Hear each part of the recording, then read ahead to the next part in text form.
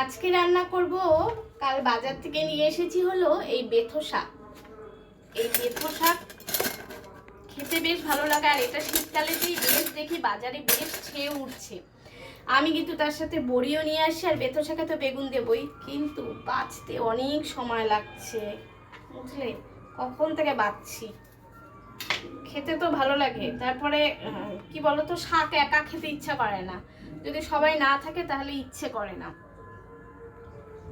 আর তোমাদের দাদা ভাই আছে বাড়িতে, ছেলেরা কতটা খাবে আমি জানি না, তবে আর কেউ খেলে খেলে না খেলে খেলে আমি খেয়ে নেব। আর রান্না করব হলো শোল মাছ দিয়ে, লাউ দিয়ে, আর করব হলো চিকেন। এই হলো আজকের রান্না। আর কি, এখন বসে বসে এই বেথো শাকটা বাছি আগে। আমার ভুল করছি, কাল রাতে যদি আমি বেছে রাখতাম না খুব ভালো হতো।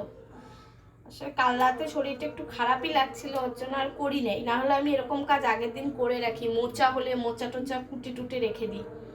এখন দেখো, এখন আমি এই বেথো শাক বাছবো, তারপরে আরও তো রান্না তোমাদেরকে বললাম কতগুলি রান্না আছে।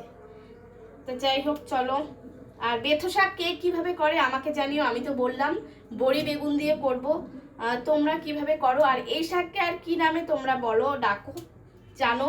আমি জানি না, আমি বেথো শাক কি বলি। তা চলো।